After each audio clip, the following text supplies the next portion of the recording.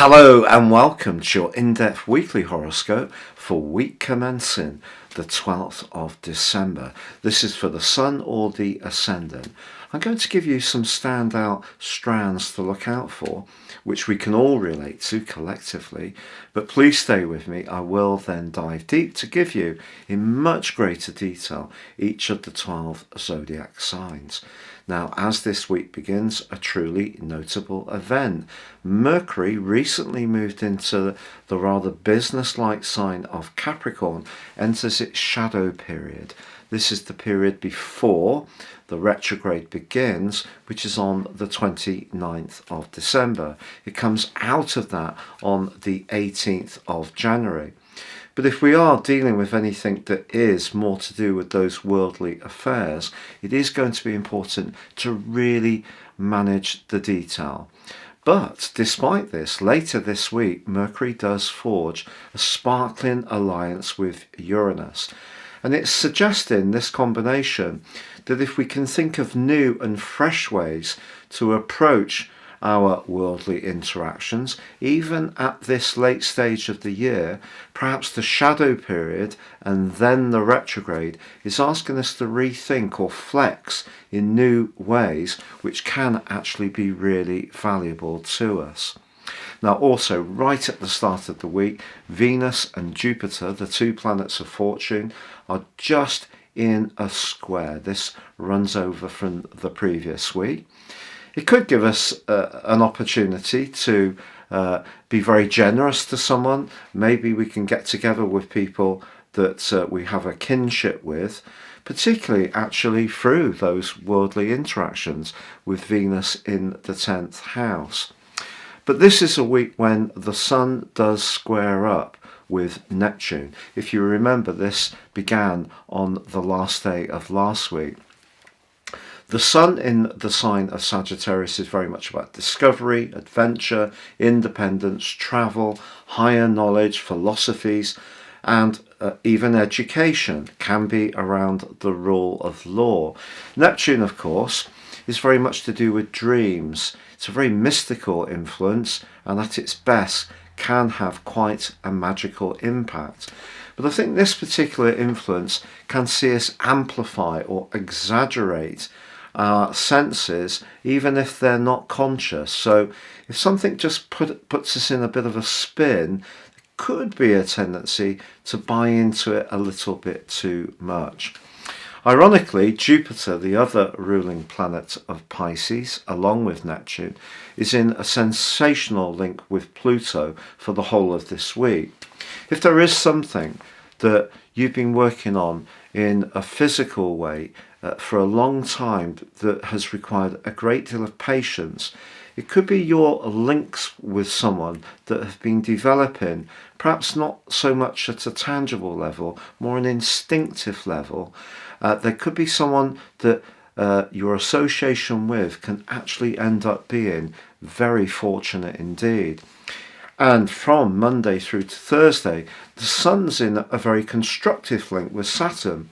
This can offset some of the distortion the Sun's right angle with Neptune can create. And remember, with that Mercury shadow period, managing details is important. So what Saturn is doing with the Sun here is asking us to be a bit more detached, because it's in the sign of Aquarius, which is airy, to think through our ideas for expansion, but research them in a very thorough and step-by-step way. And that can push back some of the dissipating energy of Neptune square to the Sun, which can drain a little bit of vitality from proceedings. Now, on Saturday, there is a quarter moon in the precise sign of Virgo.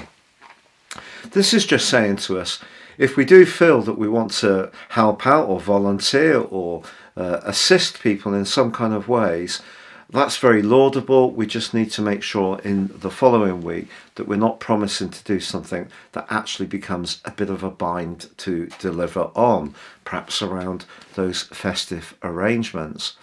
But right at the end of this week, it's the Sun that comes into Jupiter, into a square with Jupiter, replacing Venus. And this is an aspect really that can actually have a very generous side to it.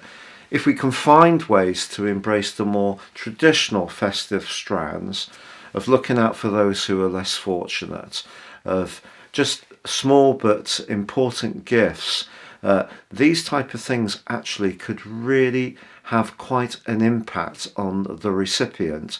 But it's also saying to us not to get too caught up in trying to be too much of a people pleaser, I think, around our budget if we are facing some financial realities which are tricky. I think we need to stick with what we feel really comfortable with.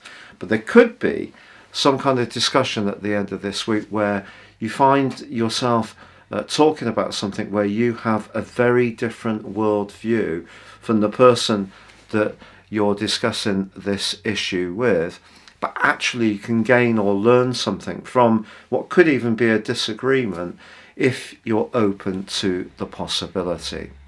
Now, we're nearly in 2023. What will the year hold for you as an individual? You can gain a lot from the zodiac forecasting for sure, but it's your personal astrology which is really crucial. If you give me your time, date and place of birth, I can give you your forecast for the coming year. And this will give you searing insights as to when planetary influences are impacting on your natal chart. But also my special package of 30% off. You can get your life roadmap, character analysis report. Please see the link below. If you're new to my channel, thank you so much for joining me. I'd love you to subscribe. If you're an ongoing follower, thank you so much for joining me once more. Now, here is your in-depth forecast for each sign.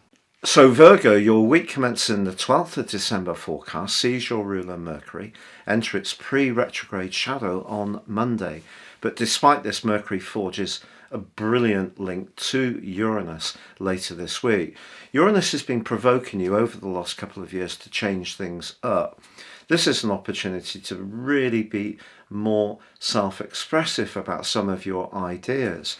Because the Sun and more recently Venus and Mercury have been in your 4th house, your Sagittarius season probably felt a little bit tender, a bit more about home emotional strands.